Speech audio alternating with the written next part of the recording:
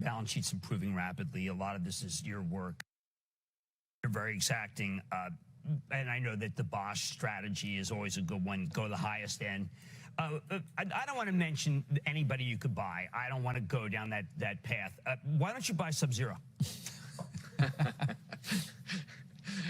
You put me here on thin ice, Jim. First of all, yeah, our balance sheet is a strong one. We luckily, coming into this year, of course, nobody could foresee the Corona crisis, but we saw the risk of a downturn, and we strengthened our balance sheet the last 2 years. So we went into the crisis with strong balance sheet. We took on extra cash, but now our cash flow is super strong. We paid down the short-term debt, and now end of the year we will have a 2.3 debt multiple, which of course gives us multiple opportunities and confidence for all forms of capital allocation. Mark, one of the things you've done that people don't understand is you've made machines that millennials like. What's happened? I mean, Whirlpool used to be out of touch with the younger people. I now find Whirlpool is the one they buy when they first move into an apartment or a house. What?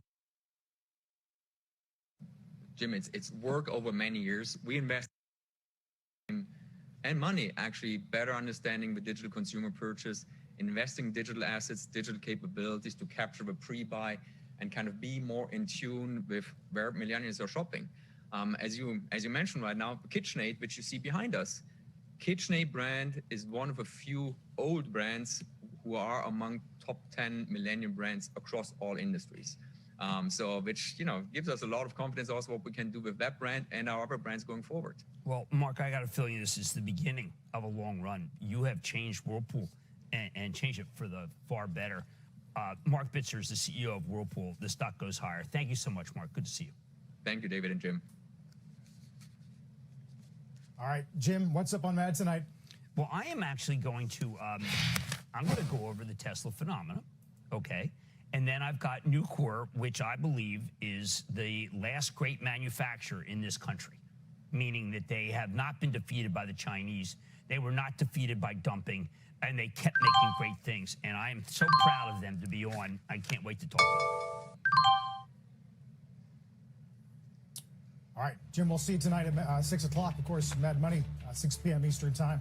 More Squawk on the Street continues in a moment.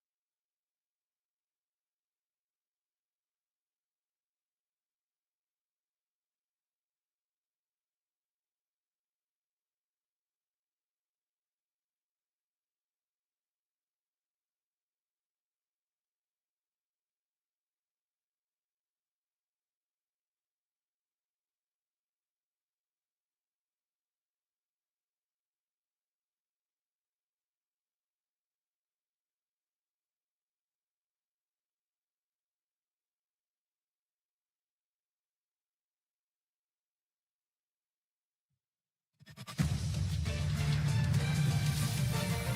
other one I want.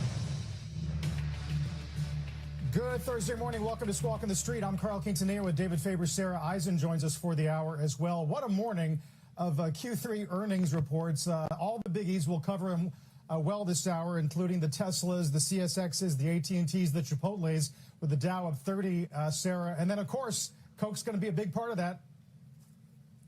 It's the best performer right now on the Dow, Carl. We've got a big morning ahead here on Squawk on the Street. The earnings interviews continue. In just a few minutes, we'll talk to Coca-Cola CEO James Quincy on the back of better numbers overall. And then we'll talk to Lance Fritz, the CEO of Union Pacific, the railroad. He'll join the show around 10:45. A little bit weaker volumes there, so we'll ask him what's happening with the economy. Railroads, Carl, always have a good gauge of what's moving in terms of industries and products. Yeah, very true. We're looking at LEI in a moment, but first, existing homes with Diana Olick. Hey, Diana. Hey, Carl, and the housing market just continues to break records. Existing home sales spiked a larger than expected 9.5% in September to a seasonally adjusted annualized rate of 6.54 million units. Sales were up 20.9% year over year, and that is the highest sales pace since May of 2006, according to the National Association of Realtors. The Street was looking for about 6.37 million units. Now, the supply of homes for sale, another record broken, down to 1.47 million houses for sale. That is down 19.2% year over year to just a 2.7 month supply. And that is the lowest since the realtors began tracking this metric in 1982. That, of course, pushed prices ever higher. The median existing home price in September, $311,800, up 14.8% year over year to an all-time high. That metric dating back to 1968. Sales were strongest in the Northeast at 16% and in the West up 9%. Also, homes are selling faster than ever before. Days on market, just 21 days to sell a home. That's the fastest they've ever recorded. Single-family home sales much stronger than condos. And the first-time buyer dropped back just to 31% from 33% the month before. Also an interesting metric, the high end of the market is seeing huge sales. Homes priced over $1 million doubled year over year, while the lowest end of the market is not selling as much. Sales down there because of tight supply and higher prices. Also, the realtors said that they are seeing vacation home sales up a stunning 35% year over year in September. Not usually the time of year for vacation home sales, but that again due to the pandemic, as people can live or work and do school wherever they want. But again, sales up 9.5% month to month in September. Another record-breaking month. Carl, back to you. The housing world is upside down in so many ways. Diana, thanks. Diana Olick on existing. And as we said, Rick's got LEI. Hey, Rick.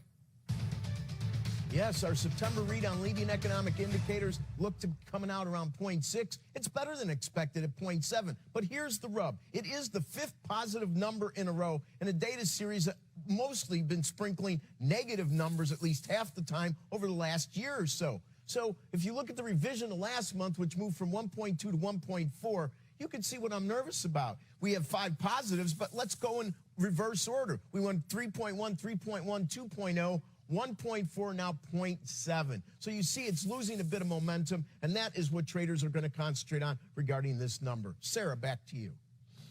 I'll take it, Rick. Thank you. Outside advisors to the FDA are meeting today to discuss potential COVID-19 vaccines. Meg Terrell has that for us. Meg. Hi, David. Well, this is a very closely watched meeting, and this outside team of advisors to the FDA are not even discussing specific vaccine candidates. They're really just assessing all of the information they're going to need to be able to make recommendations to the FDA when the time comes. So this outside meeting of advisors has started at 10 a.m. It's going to run all the way through the day until 6:30. And essentially, they're going to be discussing what the path looks like to potentially authorizing or approving a COVID-19 vaccine. They'll also discuss what kind of post-marketing studies will be necessary to continue to assess the safety of the vaccine, as well as listening to public input this afternoon and discussing what they hear as well. Now, this is, of course, a unique situation. We're in a pandemic, and they're talking about an emergency use authorization for potential vaccines. Dr. Luciana Borio, former acting chief scientist at the FDA, explained why this kind of meeting is important and what they'll be discussing yesterday. The EUA authorities have really never been used with very few exceptions, for vaccines. And as we know from working public health emergencies and exploring the use of novel authorities, there are always issues that surface that were not really considered in time because they're difficult to predict. And guys, of course, we are expecting potential data on efficacy from Pfizer within just the next few weeks. And we also just learned from Moderna minutes ago, they have reached full enrollment of their phase 3 trial at 30,000 people. And they say they'll decide after they have 2 months safety follow-up on half the people whether to file for emergency use authorization, probably at the end of November. Sarah? Meg Terrell, unusual also because less than 2 weeks to go before the election. Keep us posted. Thank you. Coca-Cola earnings topping estimates, helped by strong results from at home, despite